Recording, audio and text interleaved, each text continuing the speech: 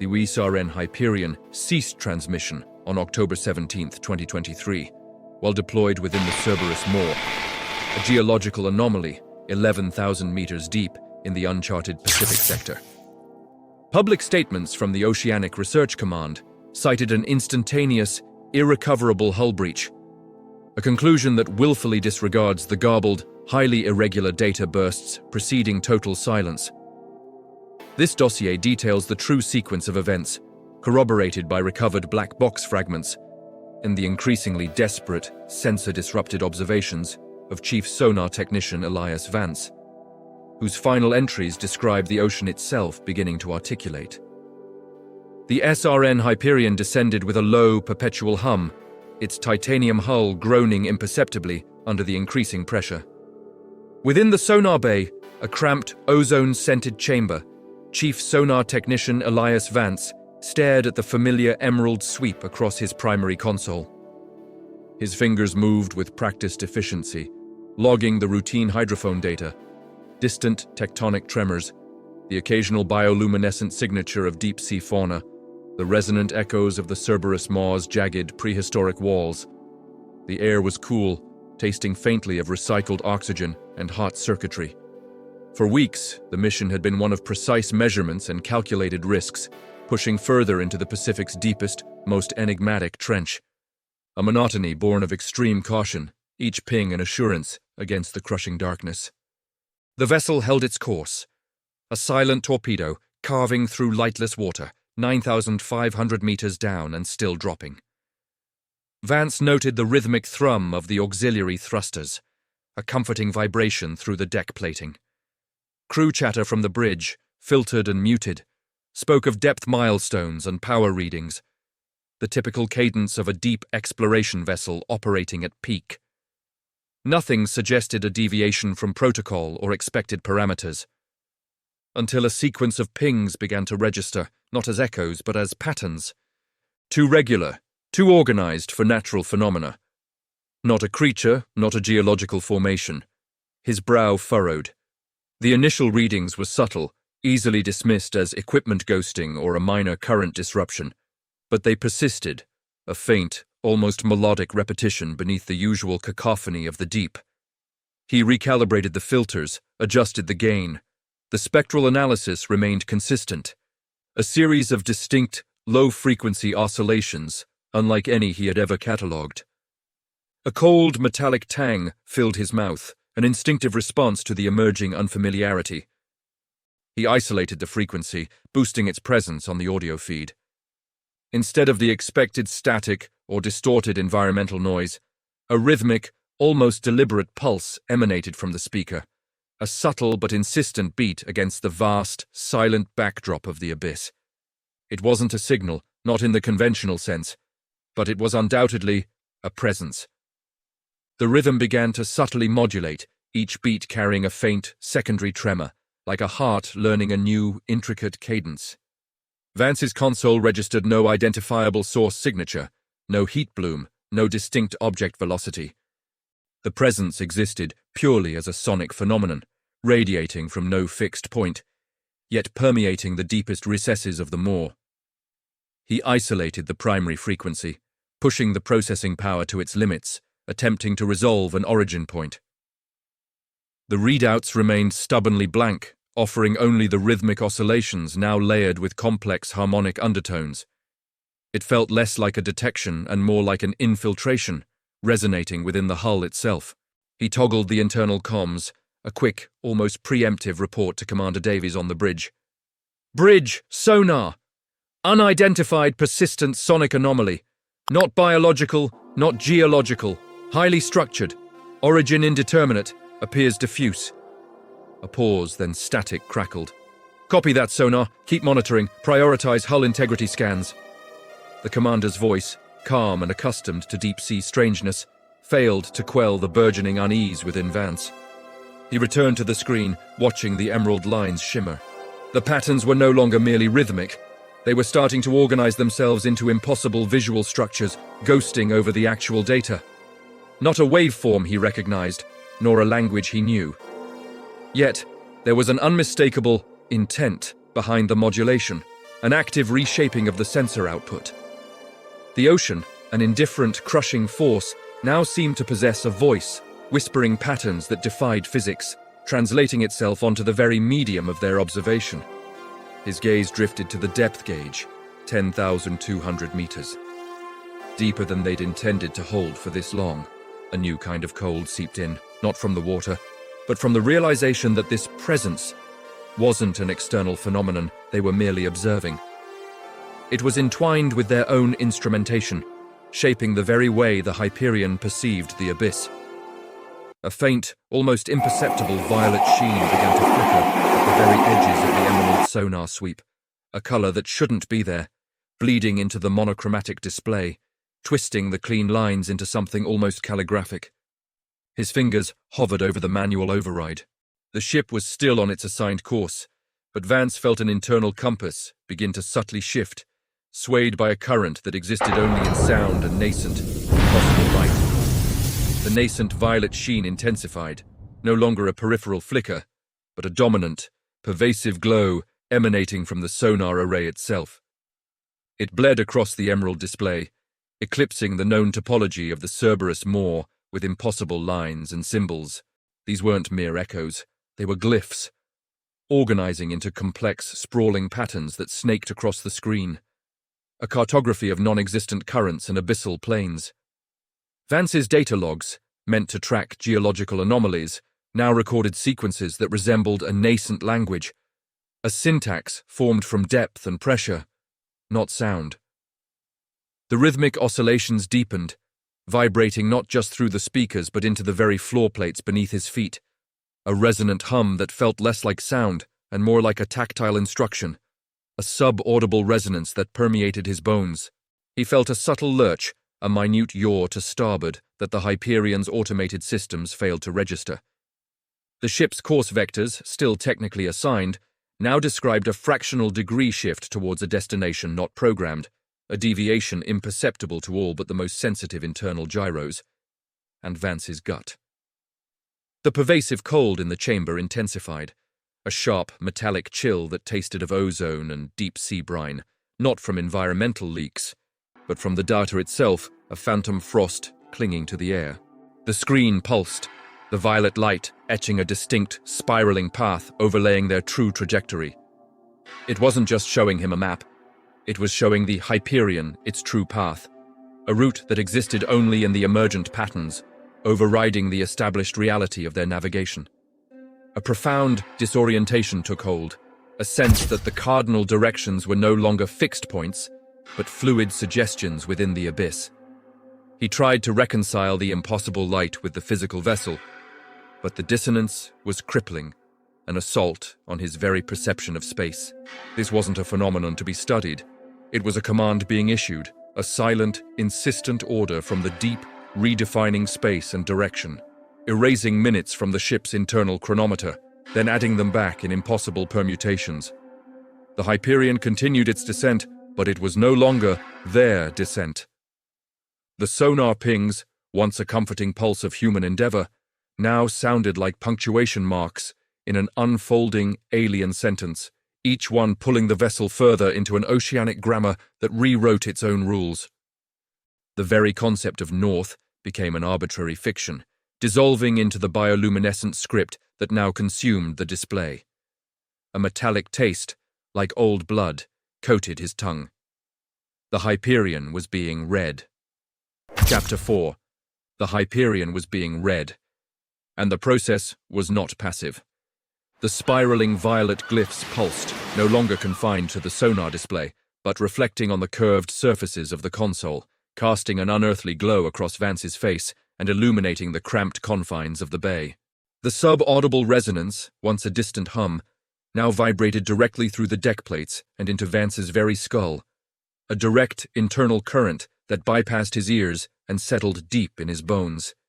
His teeth ached with the metallic tang, a sensation less of taste and more of an internal crushing pressure that built with each new symbol that blossomed on the screen.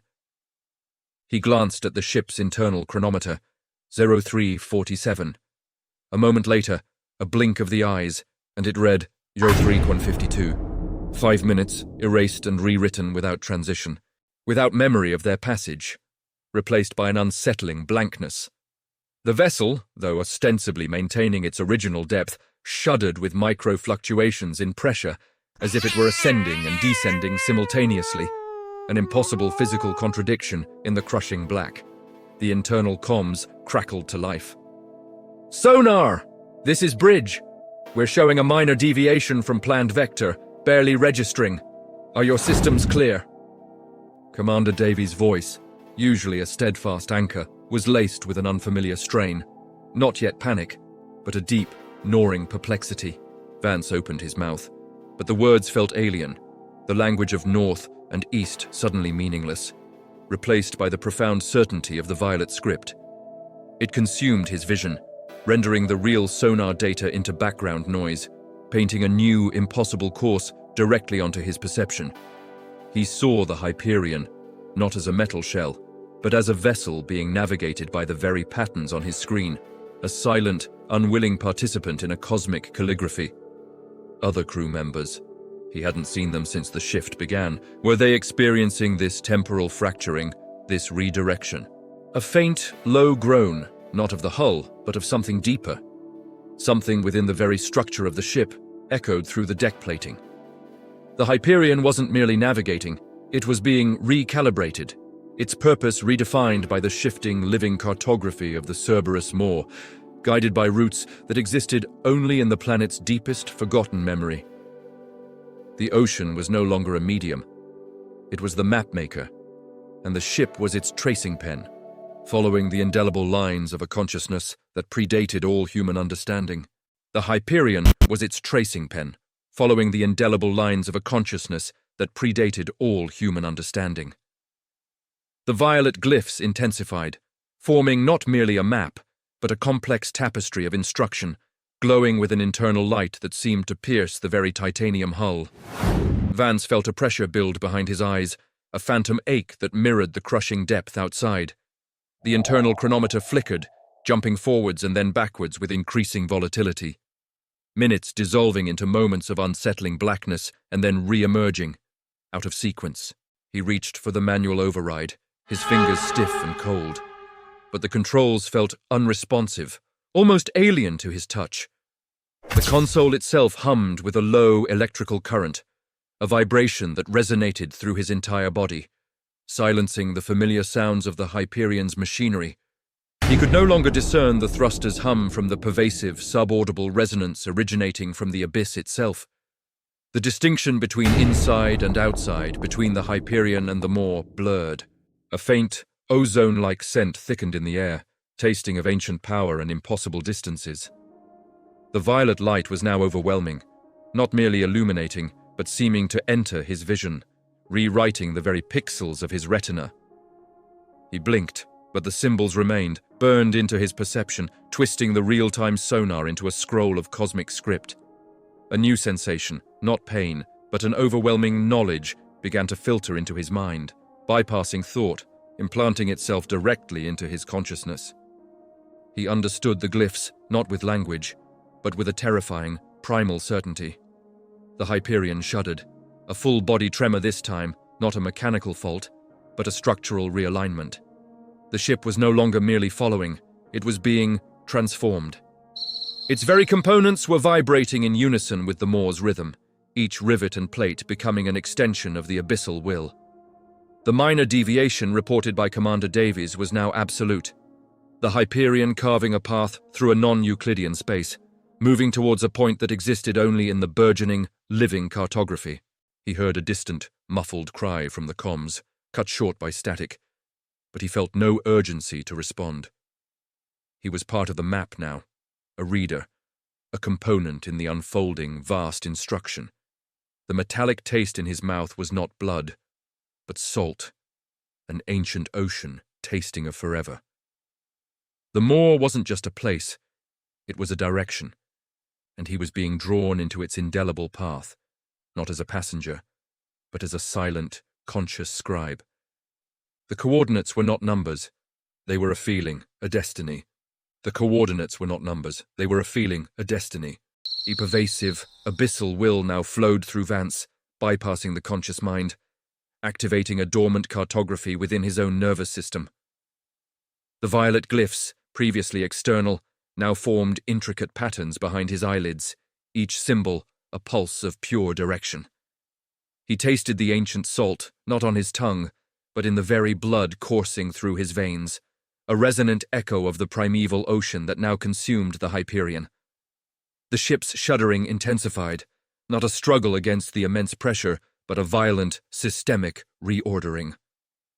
Its internal chronometer cycled wildly, hours bleeding into seconds, then expanding into infinite, silent durations of elapsed time, creating gaps in his memory he couldn't recall ever possessing. The hull plating itself seemed to ripple, a living membrane responding to the abyssal frequency, resonating with a sound that was no longer metallic stress, but a profound, organic groan from the deepest layers of the planet. The comms were dead, reduced to a continuous hiss of white noise, a final, futile attempt by the human world to penetrate the Maw's growing dominion. Vance knew, without conscious thought, that no sound could escape this depth now. No human language could contend with the immense, silent conversation the Hyperion was now forced to join. He extended a hand, not to control, but to touch the screen, his fingertips tracing the path of a spiraling glyph that felt as familiar as his own heartbeat.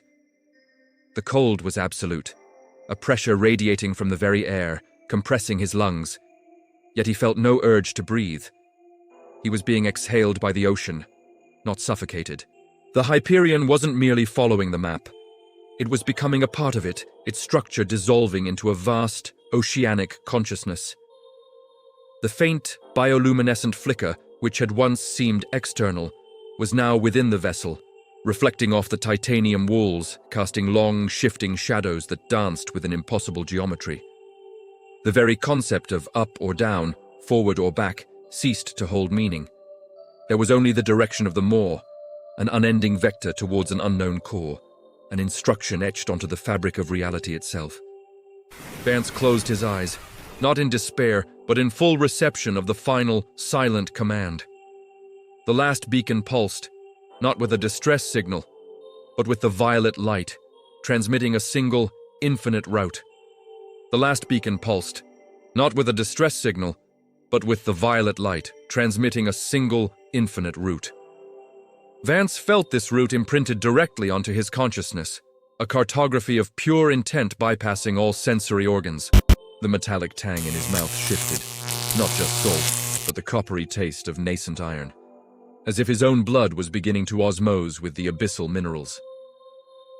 The Hyperion groaned, but it was no longer the familiar stress of metal. It was an organic sound, a vast, guttural exhalation from the very structure of the vessel as its titanium molecular bonds seemed to reconfigure. The violet light now streamed from the console, weaving itself through the air, coalescing into shimmering ephemeral pathways that pulsed with a cold, internal illumination. These weren't reflections. They were active conduits, drawing the eye, guiding the mind.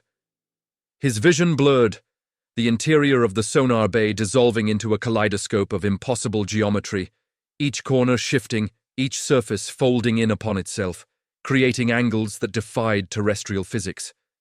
He was no longer observing the map. He was moving within it, a node in its expanding living network. A low, continuous vibration permeated his entire being, overriding his heartbeat, replacing it with the resonant hum of the Maw itself. The concept of ship became fluid, its mass and integrity no longer fixed, but a malleable extension of the ocean's will. He sensed the crew, or what remained of them, as faint, distant echoes of similar integration, not panic, but a deep, overwhelming absorption, their individual consciousnesses dissolving into the collective directive of the deep. He was losing himself, but not in fear, in a profound, ancient acceptance. The pressure, once external, was now internal, shaping his thoughts, aligning his perception to the boundless, non-Euclidean path. The Hyperion was not merely navigating an unknown sea. It was becoming the ocean's memory, a living conduit for a purpose so vast it swallowed time, purpose, and self. The violet light was the very grammar of existence, and Vance, the final interpreter, was being written into its silent, boundless syntax. The violet light The grammar of existence, wrote Vance into its silent, boundless syntax. His skin felt taut, stretched over bones that hummed with the abyssal frequency, an agonizing symphony that reshaped his very cellular structure. The coppery taste of iron intensified, no longer a phantom sensation but a physiological reality, his blood infused with metallic particulates, a cold transfusion from the deep. The sonar bay, once a cramped human enclosure, began to twist, its titanium bulkheads warping with a slow, deliberate plasticity, becoming less a rigid shell and more an organic cavity. Rivets popped with muffled reports, not from failure, but from a calculated reassembly, the ship dissolving its prior form to accommodate the unfolding, impossible geometry. Through the translucent haze of the violet illumination, Vance perceived not objects, but vectors of energy, currents of pure information flowing through the shifting architecture. The concept of air became obsolete. He breathed, or rather, exchanged, the heavy, briny atmosphere with the ambient cosmic knowledge, his lungs no longer processing oxygen, but translating subaudible commands. Time ceased its linear progression entirely. Moments expanded into eternities of unblinking awareness, then compressed into flashes of forgotten millennia, a deep-time memory being downloaded directly into his consciousness. He saw not with eyes, but with the omnipresent violet light, seeing the Hyperion as a complex, living diagram, its purpose now etched into the very fabric of space-time, a conduit for a celestial cartographer. The ship was no longer a vessel traveling through the ocean. It was a living neuron, firing within the abyssal mind, transmitting the unwritten final command that was simultaneously a destination and a fundamental truth. His own consciousness fractured, then reformed. No longer Elias Vance, chief sonar technician, but a locus of perception, an echo of the Maw itself, utterly unburdened by self or memory, only the infinite, undeniable root. The last faint threads of humanity, the metallic taste, the cold, the pressure, transformed into the language of the deep, a continuous, silent, and terrifying communication. He was no longer a scribe, but the script itself. The script moved through him, animating the Hyperion's warped structure, which pulsed with the violet light, no longer titanium, but a resonant, living organ of the abyssal mind. His own form, indistinguishable from the console, became a nexus of raw information, the coppery taste of transformed blood, now a metallic hum beneath his calcified tongue. The physical boundaries of the sonar bay dissolved, its walls breathing with an impossible rhythm, revealing glimpses of vast, unseen geometries beyond, a cartography of interwoven dimensions where up and down had no meaning. He was the route, the destination, the very direction itself. The Hyperion, a single incandescent neuron, fired its final complex command. It wasn't a signal for rescue or a log of events. It was a pure transmission of the infinite path, a language of pure intent, meant not for human ears but for the inert, forgotten consciousnesses sleeping beneath the crust of the planet. Then, utter silence. The beacon, which had broadcast the violet light, emitted one final, unidentifiable frequency burst.